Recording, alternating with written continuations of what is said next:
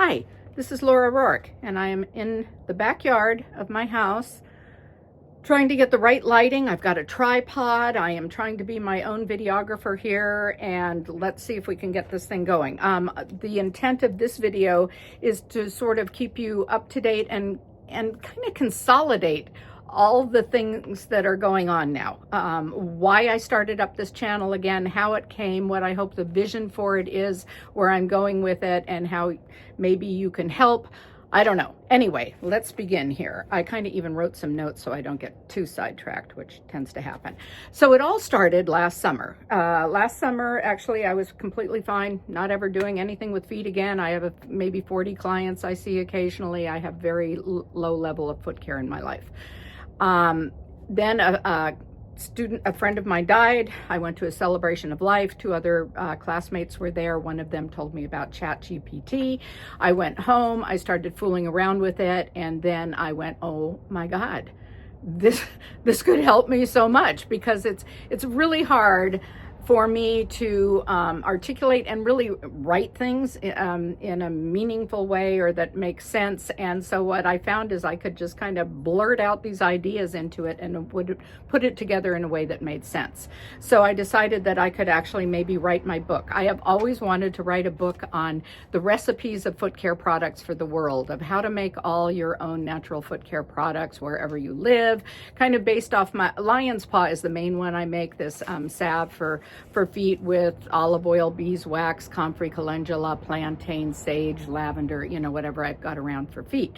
And I've over the years made my own foot sprays, antifungal sprays, antiseptic sprays, here and there. I've done that. And I thought, wow, I could put this all together. It'd be so exciting.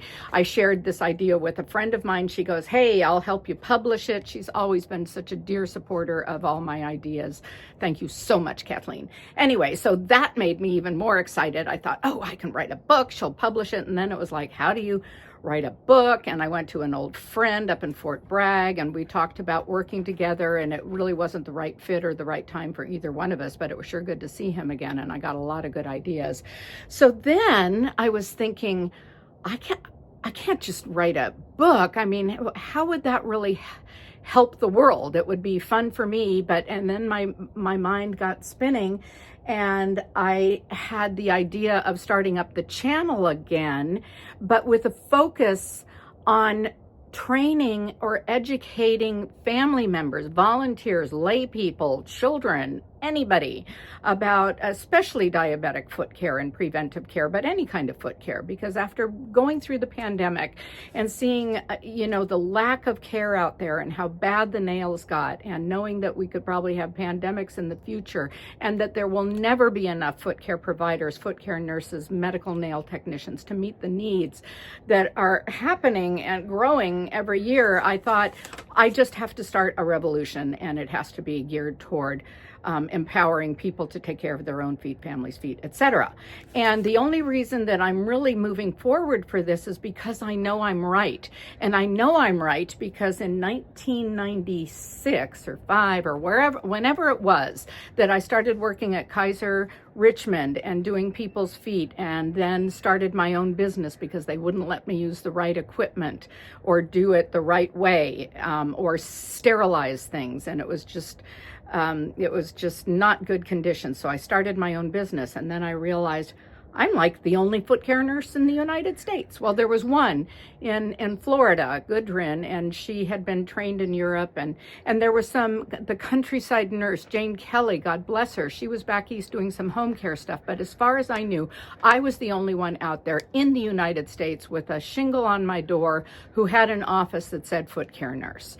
And that began my journey, and I just learned through trial and error and office and home care. And starting a business with no business background was a whole thing in itself. Anyway, so, and back at that time, I said, in 20 years, the entire foot care, preventive foot care thing is going to be done by nurses in the United States.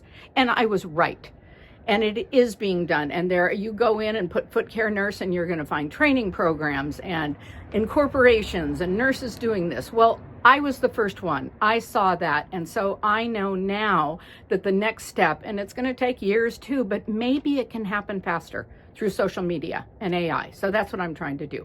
So the future is having, I can just envision places like Kaiser having group classes teaching caregivers how to wash the feet, how to clean in between the toes, what to look for, having this kind of thing, or having videotapes or online trainings or something, and the right equipment available to lay people.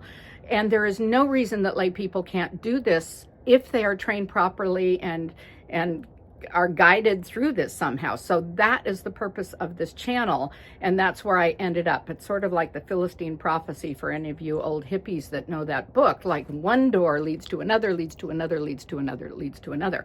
So right now what has happened, and it's very similar to what happened in the onset of this career, is I kind of see it all. So there's all these things going on. I'm trying to get a project possibly with the Cherokee, and if they don't take me up, maybe the Sioux, maybe some Native American group will see the possibilities of training people within their tribe to be foot care people, and how to make products with their own indigenous ingredients, and have community support, and maybe even hook up, teenagers with elders as foot buddies, and, just so we can take care of each other's feet.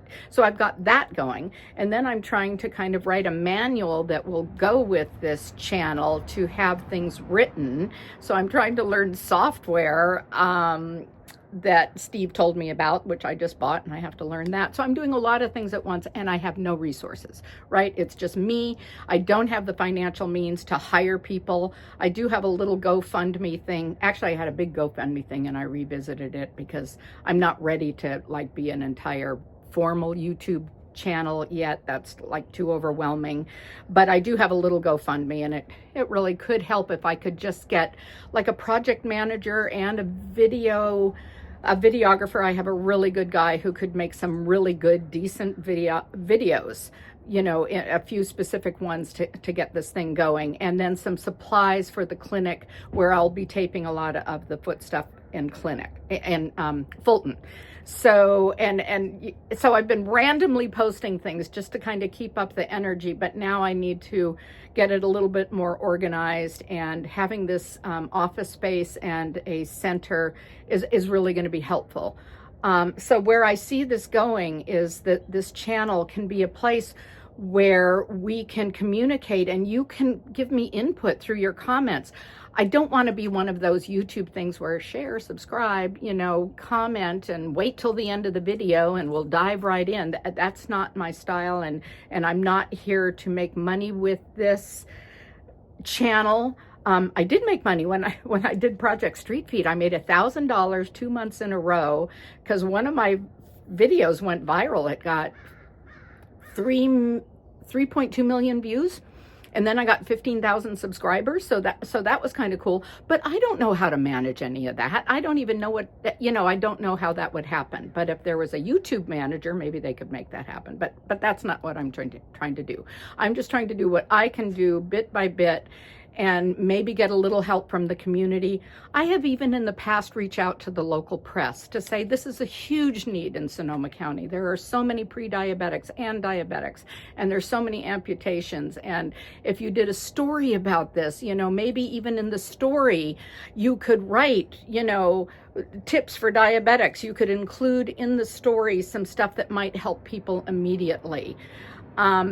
So anyway, I'm going to move forward with this idea, doing the best I can one day at a time. I'm 72. I'm a little forgetful. I've got ADHD, but despite all that, I think I've got something to share, and that is of interest, and I can do something good. And in this time in the world right now, when LA is burning up, brings back PTSD for 2017. We actually had ashes in the back of our house with the Coffee Park fire, and the potential wars and all that. All I can do is focus on something that I can do good for my community. So that's what I'm doing. And if you can help in any way, then just chime in, because I'm ready for all the help I can get.